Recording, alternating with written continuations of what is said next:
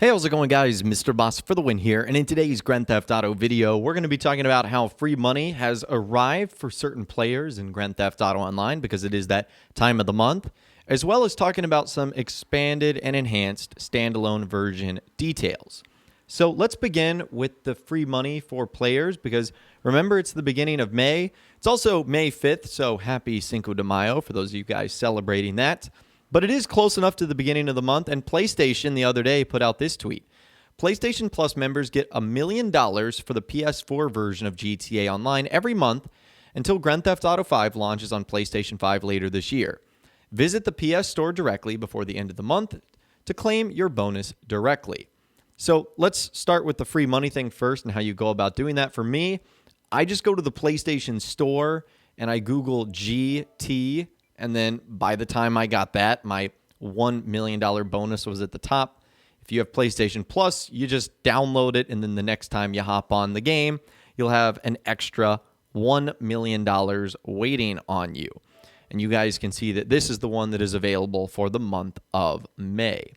So there you go. That is how you ultimately get it. That is pretty easy and straightforward. But remember, it doesn't happen automatically anymore, so that's something that you guys will have to claim on your own.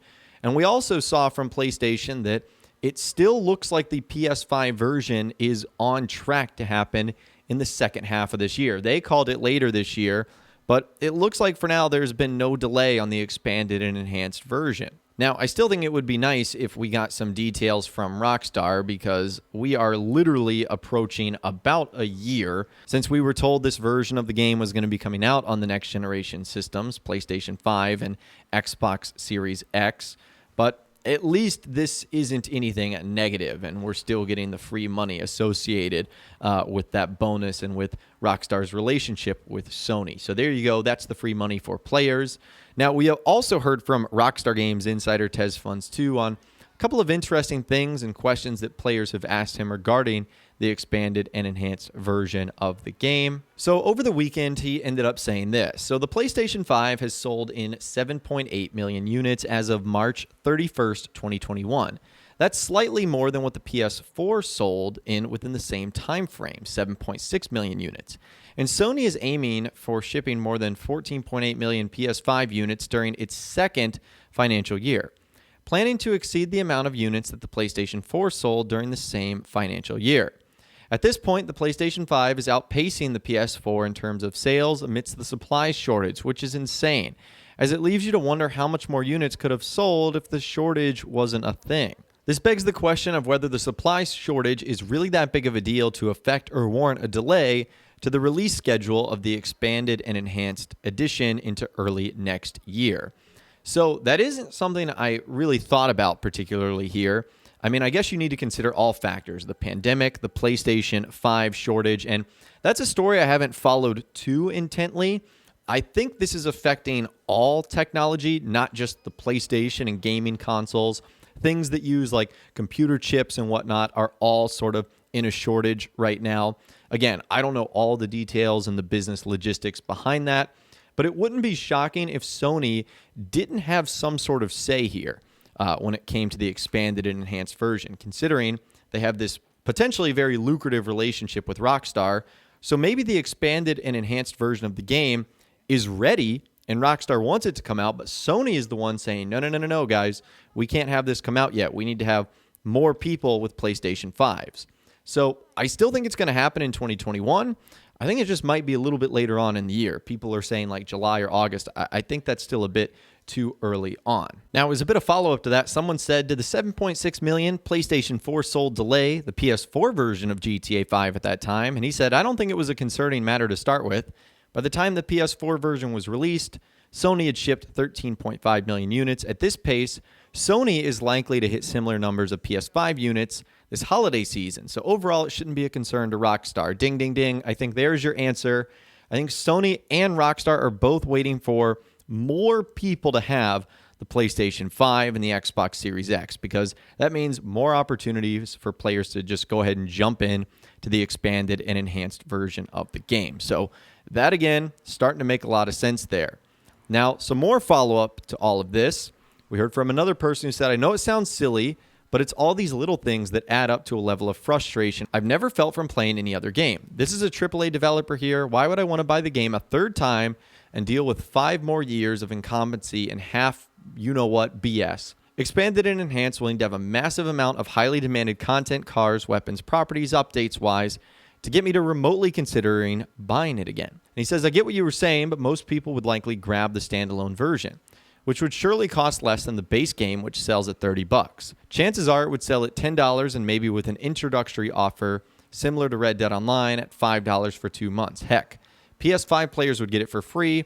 So if that turns out to be the case, would you really hold off paying $5 or $10? And I almost forgot about that PlayStation 5 players will be getting the standalone GTA Online free for a couple of months. So I totally forgot about that altogether. But this person is right. I do think Expanded and Enhanced needs to be more than just a port. It needs to have a lot of new content, weapons, clothing, updates. It needs to have graphical and technical improvements, possibly even a new engine or something of the like. So long story short, if you really want people to jump into this potentially for the 4th or 5th time, you are going to need to make this like a big improvement. I would say even more so than the jump from the PlayStation 3 to the PS4. It would need to be, I would say, even more than that. And the final bit of follow-up here, someone said, the thing I don't understand is that if, as Tez2 suggests, Expanded and Enhanced will sell at such a low price point, if not for free, then why is the studio investing such huge time and other resources into renovating this absurd and aging piece of gaming history?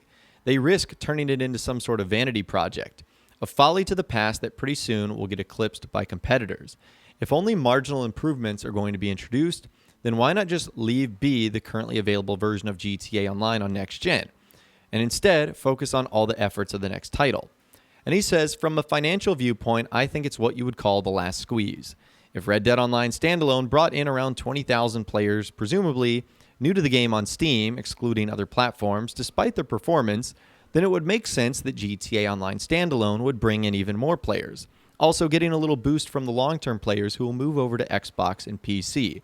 There would definitely be incentives in the form of exclusive content to prompt players to move over to the next-gen edition. That and the game becoming more responsive would be nice to experience, for me at least. Plus, there are a ton of changes that can be introduced with a whole new version than simply a new update, like introducing new DLC cars to the traffic. While this may not be surprising much, you can imagine the list of similar changes, small or big, that could occur.